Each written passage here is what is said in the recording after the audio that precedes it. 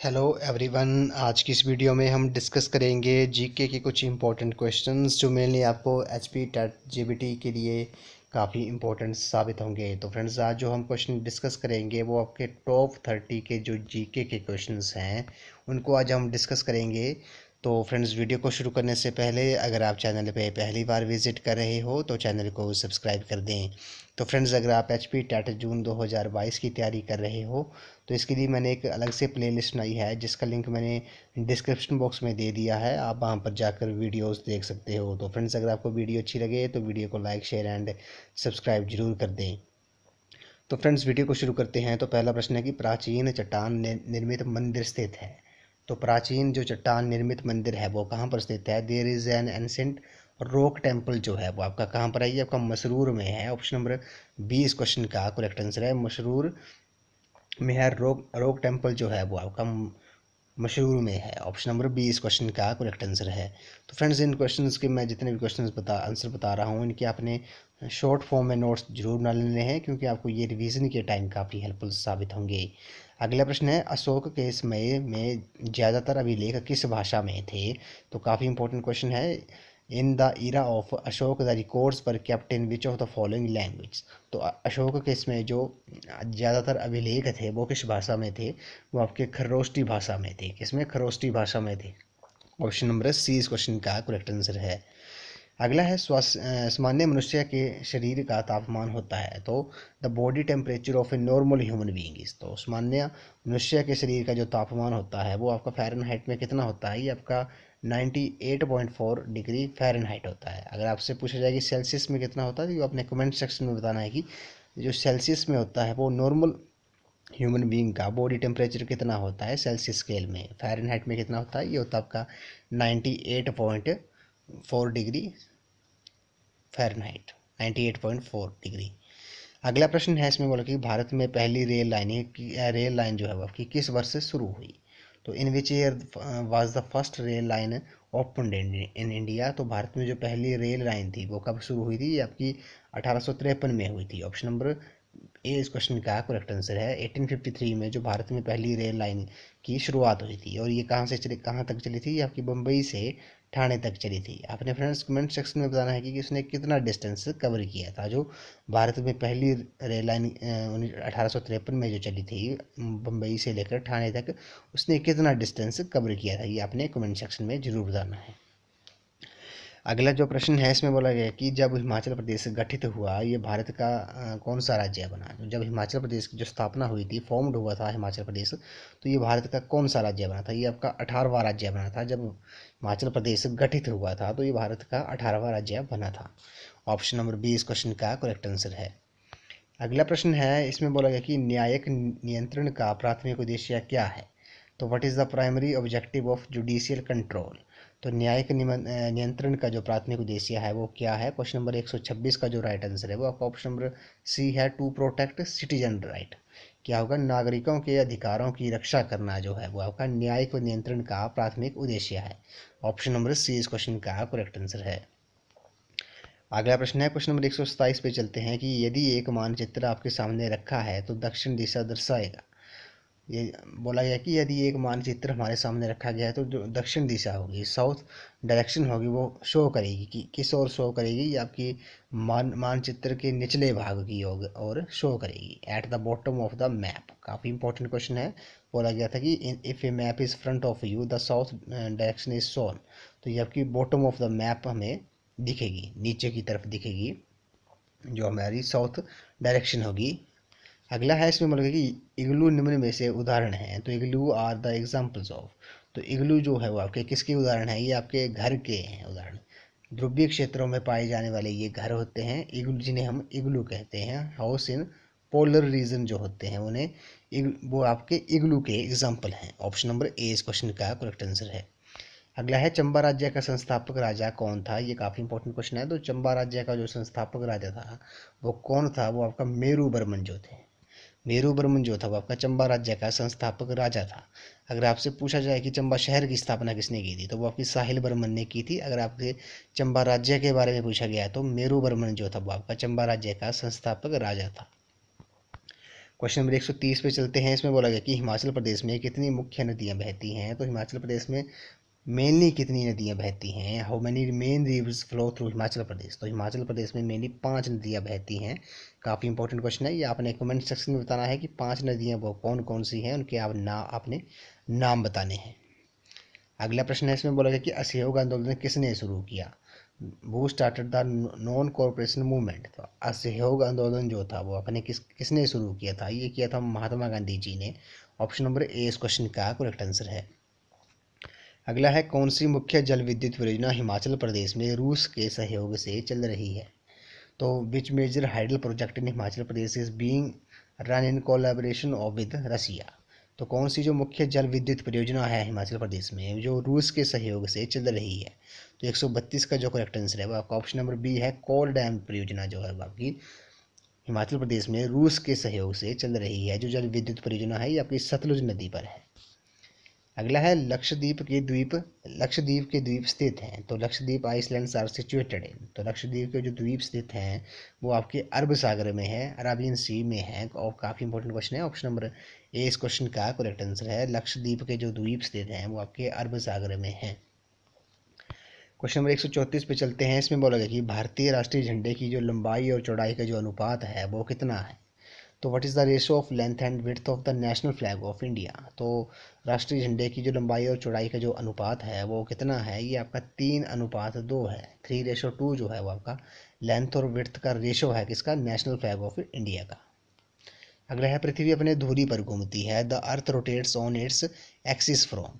तो पृथ्वी अपने धुरी पर घूमती है, तो ये कहाँ से कहाँ घूमती है, ये घूमती है आपकी पश्चिम से पूर्व की ओर, वेस्ट टू ईस्ट घूमती है। The earth rotates on its axis from west to east. Option number B इस क्वेश्चन का करेक्ट आंसर है। अगला प्रश्न पे चलते हैं। इसमें बोला कि पराध्वनि विमान किस परत का क्षरण करते हैं। तो supersonic jets causes the depression of layer. तो क्वेश्चन नंबर 106 का जो करेक्ट आंसर है वो आपका ऑप्शन नंबर बी है, ओजोन परत का। पराध्वनि विमान जो होते हैं वो आपकी ओजोन परत का क्षरण करते हैं। Supersonic jets causes the depression of the layer ozone. Option number B इस क्वेश्चन का करेक्ट आंसर है। अगला है, इसमें बोला कि निम्नलिखित पर विचार कीजिए। ये दिया है ऑक्सीजन नमी CO2। ऑक्सीजन नमी CO2। बोला गया कि लोहे में जंग लगने के लिए उपरोक्त में से कौन से जरूरी हैं। तो काफ़ी इंपॉर्टेंट क्वेश्चन है ये, हमारे पास दिया है ऑक्सीजन दिया है, नमी दिया है, नमी दी है, CO2 दी है। तो बोला कि लोहे में जंग लगने के लिए उपरोक्त में से कौन से जरूरी हैं। तो इन तीनों में कौन से जरूरी हैं। क्वेश्चन नंबर 137 का जो करेक्ट आंसर है वो आपका ऑप्शन नंबर ए है, 1 और 2। ऑक्सीजन और नमी जो है वो आपकी, ऑक्सीजन और मॉइस्चर जो है वो आपके लोहे में जंग लगने के लिए ज़रूरी है। ऑप्शन नंबर ए इस क्वेश्चन का करेक्ट आंसर है। 137 का ऑप्शन नंबर ए हो जाएगा। और लोहे में जंग लगने के लिए ऑक्सीजन और मॉइस्चर जो है, ऑक्सीजन और नमी जो है वो काफ़ी इंपॉर्टेंट है, ज़रूरी है। अगला है, कांच को सही तरीके से वर्णित किया जा सकता है। तो glass is best described as. तो ग्लास को बेस्ट डिस्क्राइब किया जाता है, कांच को सही तरीके से वर्णित किया जा सकता है, तो ये किया जा सकता है super cooled liquid. Option number C इस क्वेश्चन का करेक्ट आंसर है। कांच को सही तरीके से वर्णित किया जा सकता है शीतल तरल के, super cooled liquid. Glass is best described as a super cooled liquid. Option number C इस क्वेश्चन का करेक्ट आंसर है। अगला है, सूक्ष्म जीवों द्वारा मृत वनस्पति प्रक्रिया द्वारा डैश बनता है। The product formed by the action of the microbes on the dead plant parties. तो सूक्ष्म जीवों द्वारा मृत वनस्पति प्रक्रिया द्वारा डैश बनता है, ये बनता का ह्यूमस बनता है। ऑप्शन नंबर सी इस क्वेश्चन का करेक्ट आंसर है। The product formed by the action of microbes on the dead plant is humus. Option number C इस क्वेश्चन का करेक्ट आंसर है। अगला है, कौन सा घटक पानी की कमी के लिए उत्तरदायी नहीं है। तो कौन सा घटक जो है वो आपका पानी की कमी के लिए उत्तरदायी नहीं है। तो ये आपका अतिवृष्टि जो है, अतिवृष्टि जो है वो आपका पानी की कमी के लिए उत्तरदायी नहीं है। ऑप्शन नंबर डी इस क्वेश्चन का करेक्ट आंसर है। Which factor is not responsible for the deficiency of water. ये आपका एक्सेस रेनफॉल जो है वो आपका रिस्पॉन्सिबल नहीं है डेफिशिएंसी ऑफ वाटर के लिए। अगला है, निम्नलिखित में से कौन सा पारिस्थितिक तंत्र पृथ्वी के सबसे अधिक क्षेत्रफल को घेरता है। तो निम्नलिखित में से कौन सा जो पारिस्थितिक तंत्र है वो पृथ्वी के सबसे अधिक क्षेत्रफल को घेरता है। Which one of the following ecosystems covers the largest area of earth surface. तो क्वेश्चन नंबर 141 का जो राइट आंसर है वो आपका ऑप्शन नंबर बी है मैरीन मैरीन इकोसिस्टम जो है वो आपका कवर करता है largest area of earth surface. समुद्री पारिस्थितिक तंत्र जो है वो आपका पृथ्वी के सबसे अधिक क्षेत्रफल को घेरता है। मैराइन इकोसिस्टम जो है इस क्वेश्चन का राइट आंसर है। अगला है निम्नलिखित में से कौन सी फसल खरीफ ऋतु में उगाई जाती है। तो विच of the following crops is of kharif season. तो कौन सी फसल है जो आपकी खरीफ ऋतु में उगाई जाती है। क्वेश्चन नंबर 142 का जो राइट आंसर है वो आपका ऑप्शन नंबर ए है। सोयाबीन फसल जो है वो आपकी खरीफ ऋतु में उगाई जाती है। अगला है आर्द्रता को मापने वाला निम्नलिखित में से कौन सा यंत्र है। Humidity is measured by the which of the following instrument.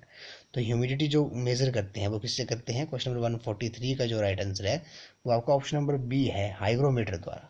तो humidity is measured by the hygrometer, जो इंस्ट्रूमेंट है उसके द्वारा ह्यूमिडिटी को मेजर करते हैं, आर्द्रता को मापते हैं। अगला है दूध में पाई जाने वाली चीनी क्या है। तो मिल्क शुगर इज, तो दूध में जो पाई जाने वाली चीनी है वो कौन सी है। वो आपकी लैक्टोज है। क्या है, लैक्टोज है। Milk sugar is lactose. Option number D इस क्वेश्चन का राइट आंसर है।